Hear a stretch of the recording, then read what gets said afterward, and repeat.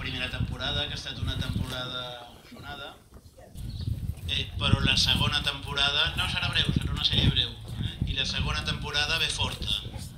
La segona temporada ve forta i acaba bé.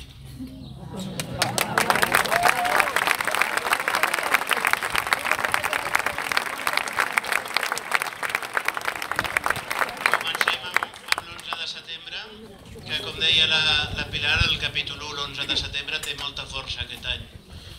L'11 de setembre té molta força i hem de demostrar que aquí estem, tossudament alçats, malgrat tota la repressió que la Pilar acaba d'exposar. Aquí seguim, a tots els pobles, comarques, estic aquí, ahir estava a Torroella, veig repetidors per allà al fons, vaig estar a Verges, que veig gent de Verges, de l'Escala, fa poc vaig estar també al meu poble, Sant Esteve de les Roures, i a tot arreu. És molt bo que poble.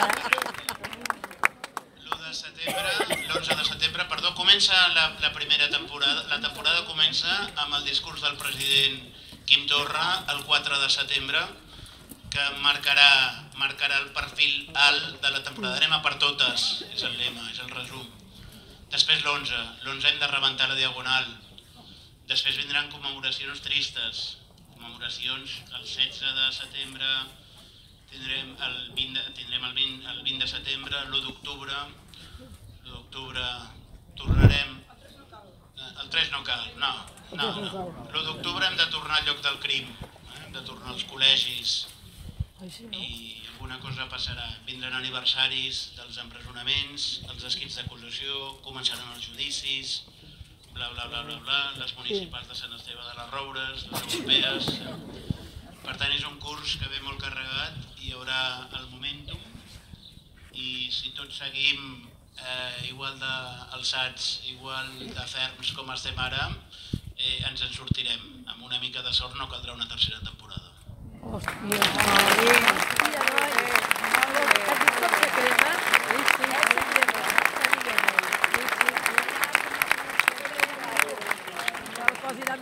Però us necessitarem. Perquè això va de veritat. Va de veritat. I a més ara ja sabem que un cop ho intentem i traiem la cara i proclamem la república i després diem anem en compte i fem marxa enrere no serveix de res. Per tant ja no en farem. Jo crec que el Jaume us ha fet el relat amb molta precisió. Com diuen també allà a Los Madriles, viene un otoño caliente, ve una tardor molt potent. Però ve una tardor molt potent perquè haurem de demostrar que tot el que han fet no ha servit per res, que no han defallit els presos, que estan forts els exiliats, que els hem vençut, si més no internacionalment, a nivell jurídic, que políticament tenim molt clar cap a on anem i que no aconseguiran destruir els nostres drets. Per tant, a partir de l'11 de setembre, a partir de la conferència del president Torra, que serà una conferència que marcarà el full de ruta, però que ja us anem avançant la idea fonamental, aquest govern de la Generalitat ha de ser el govern que creï un segon moment republicà a Catalunya. Quan serà? No pot ser molt llarg, vull dir que això va... Però a partir d'aquí, l'11 de setembre ha de demostrar que el país no ha defallit, ans al contrari. A partir d'aquí, l'1 d'octubre és un dia molt important, no sabem exactament què passarà. No sabem si ocuparem el país, si l'aturarem, ja ho veurem, però l'hem de fer grossa. De fer important, vam ferir la nostra gent, vam pagar els nostres fills, els nostres marits, les nostres dones, els nostres pares, les nostres mares.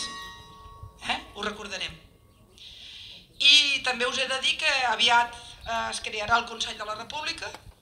El Consell de la República tindrà una gran importància, l'exili serà molt fort, en Puigdemont el sentireu molt i el sentireu també amb molta força, el veureu a més corre caminos per Europa, perquè clar, no es quedarà només a Bèlgica, només faltaria. El Jaume patirà, però ho ha de fer. Bueno, Llarena també patirà, que no sabrà si poner la orden o sacar-la. O farà allò tan bonic que va fer Dinamarca és no pido la orden porque este quiere que lo detenga. Por tanto, ale, no lo detengo. En fi, escolteu. Mireu, d'alguna manera, el que jo crec des de la perspectiva estrictament política és que nosaltres hem quedat molt ferits perquè tenim gent que està patint. Tenim la nostra gent a la presó que està patint, tenim la gent que està imputada que està patint, tenim el nostre exili que està patint.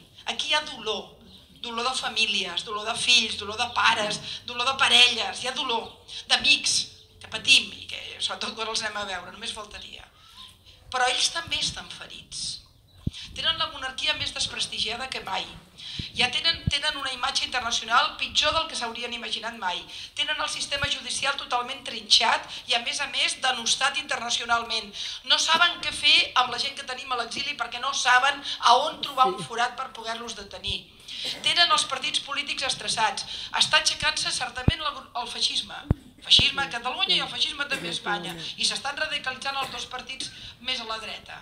Amb una cursa divertidíssima. Jo tinc crispetes cada dia veient el Casado i el Rivera a veure com es barallen els cloms aquests, a veure com es treuen la pell, no? Però el que vull dir és que vam arribar en aquest punt que teníem la unitat del relat públic, la unitat política, la unitat de les institucions, la bona imatge a Espanya, el no sé què. Ara estem en aquesta segona etapa, en aquesta segona temporada que li roben al Jaume com a concepte. En aquesta segona temporada en la qual les seves institucions estan molt ferides, estan en qüestió, el món ha vist com arribaven a fer barbaritats, o us creieu que les imatges de les porres van agradar poc o molt a les democràcies europees? Han vist com han fet barbaritats jurídiques i sobretot veuen que aquest poble persisteix. Com em deia una vegada un diputat anglès, no, l'advocat de la Ponsatí, que va venir un dia al fax, a l'Amer, que és un tipus espectacular, em deia: si persistiu, sou invencibles.